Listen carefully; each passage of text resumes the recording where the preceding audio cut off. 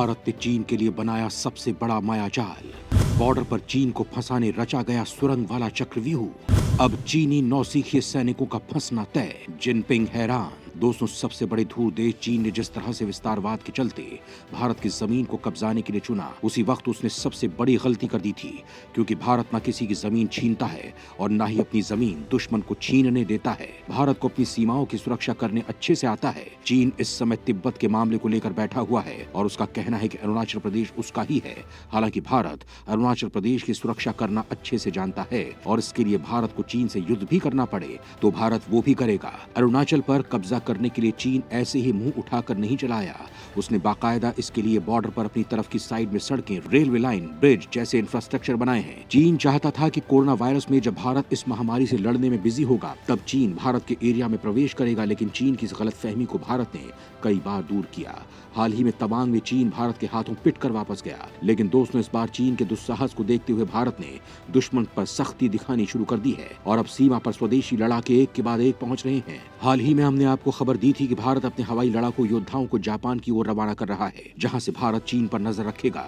और दोस्तों, इसी दौरान एक और खबर है कि चीन को एक बहुत बड़े चक्रव्यूह में फंसाने के लिए एक बड़ा प्लान तैयार किया गया है, जिसमें यह तय है कि चीन इसे समझ ही नहीं पाएगा, क्योंकि दोस्तों, चीन सिर्फ जंगी हथियार ही नहीं बल्कि चीन अब भारत की सबसे विध्वंसक और खतरनाक मिसाइलों के टारगेट पर रहेगा। चलिए आपको बताते हैं कि क्या है भारत की रणनीति और क्या है मोदी का वो चक्रव्यूह जिसे तोड़ना छोड़िए चीन जैसे देश कभी समझ ही नहीं पाएंगे।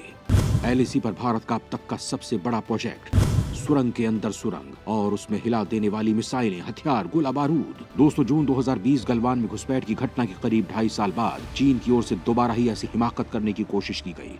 9 दिसंबर 2022 को अरुणाचल प्रदेश के तवांग में चीन के सैनिकों ने भारतीय सीमा में दाखिल होने की कोशिश की, लेकिन भारतीय सैनिकों के आगे चीन की एक न चली। यहाँ भारतीय सैनिकों ने चीनी सैनिकों को मार पीट कर भगा दिया। भारत की ये ताकत देखकर चीन को एहसास हो गया कि वह भारत में एक कदम भी अपनी मर्जी से नहीं रख सकता। भारतीय सेना ने अपनी ताकत इतनी बढ़ा ली है कि जिसका वो अंदाजा भी नहीं लगा सकता है। तभी तो ये कहा जा रहा है कि ये 1962 का भारत नहीं है, ये साल 2022 का भारत है। इसके साथ ही कई रक्षा एक्सपर्ट का भी मानना है कि भारत की जिस तरह तैयारी चल रही है वो चीन को रास नहीं आ रही है। पिछले कुछ समय में भारत ने लद्दाख से लेकर अरुणाचल तक अपनी सैन्य शक्ति को मजबूत किया और कई इंफ्रास्ट्रक्चर खड़े किए। मोदी सरकार की उस रक्षा बजट बढ़ाकर इस तरफ काफी ज्यादा ध्यान दिया जा रहा है, जिसमें सबसे पहला टारगेट किसी भी आपात स्थिति से निपटने और भारतीय सैनिकों तक तत्काल पहुंचने के लिए सड़कों का जाल बिछाना है।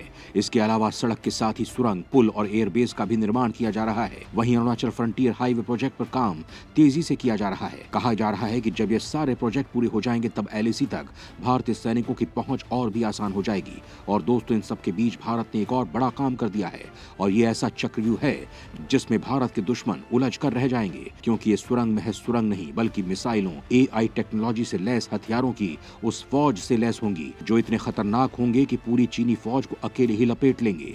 एक बार ये प्रोजेक्ट पूरा हो गया तो फिर चीन पूरा जोर लगा लेगा, तब भी वो भारत को परास्त नहीं कर पाएगा। दोस्तों, चीन को देखते हुए मोदी सरकार और भारतीय सेना ने मिलकर राष्ट्रीय सुरक्षा की रणनीति में अहम बदलाव करने शुरू कर दिए हैं। प्लान यह है कि बॉर्डर से सटे राज्यों में अब मल्टीपर्पज रोड टनल्स बनाई जाएं।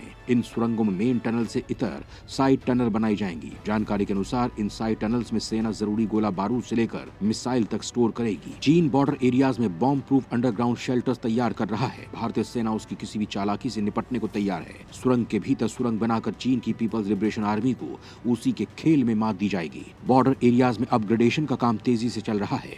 उम्मीद है कि जून 2023 तक बालीपुरा, चारद्वार, तवांग एक्सिस पर 2 टनल्स, सेला और नेचीफू टनल्स खुल जाएंगी। स्टैंड ऑफ वेपन से होगा चीन से युद्ध। ऐसे वॉर के लिए बिल्कुल तैयार है भारत। दोस्तों, रणनीतिकारों ने पूर्वी लद्दाख में एलएसी पर तनाव बढ़ने के साथ ही ऐसा करने की सोची थी। उसी वक्त सेला और नेचीफू में सुरंग के साथ साइड टनल बनाने पर विचार हुआ था। हालांकि सड़क का अलाइनमेंट ऐसा है कि ये संभव नहीं हो सका। विशेषज्ञों का अनुमान है कि भविष्य के युद्ध बड़े पैमाने पर इन्फेंट्री मूवमेंट से नहीं बल्कि स्टैंड ऑफ वेपन से लड़े जाएंगे। ऐसे में जरूरी हो जाता है कि सेना का गोला बारूद और मिसाइलें दुश्मन की नजर में न पड़े। भारतीय सेना इसी वजह से पूर्वी लद्दाख में एलएसी पर अब आरसीसी पाइप्स का इस्तेमाल करने लगी है। सैनिक एक दूसरे से जुड़े ट्यूब से हथियार और गोला बारूद लाते ले जाते हैं और दुश्मन की नजर में नहीं आते। चीन की सेना लहासा के गोंगर एयरबेस पर बम प्रूफ अंडरग्राउंड शेल्टर्स बना रही है। यहाँ पर लड़ाकू विमान और मिसाइल्स रखे जाएंगे। पूर्वी लद्दाख में देमचौक के पास गरगुंसा बेस पर भी तैयारी चल रही है। इंफ्रास्ट्रक्चर अपग्रेड कर रही पीएलए ने अरुणाचल प्रदेश से लगे निंगची एयरपोर्ट पर भी किलेबंदी की है।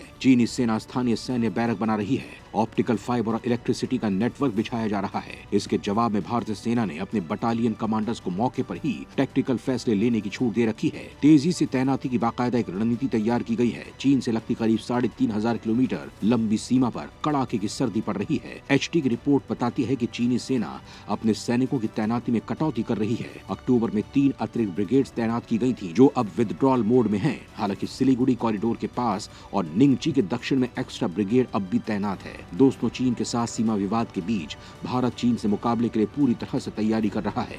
भारत का रक्षा बजट बढ़ाया गया है। वहीं सेना को विदेशी और स्वदेशी अत्याधुनिक हथियारों से लैस किया जा रहा है। पूर्वी लद्दाख में विवाद के बीच भारत ने चीन से सटी सीमा पर high frequency air defence system, laser guided अत्याधुनिक मिसाइलें, मॉडर्न ड्रोन, आर्टिलरी गन, अत्याधुनिक कार्बाइन, पहाड़ी और दुर्गम स्थानों के अनुरूप तैयार टैंक को भी तैनात किया है। इतना ही नहीं, बॉर्डर पर सर्विलांस बढ़ाने के लिए सेना को लेटेस्ट हार्डवेयर से भी लैस किया जा रहा है।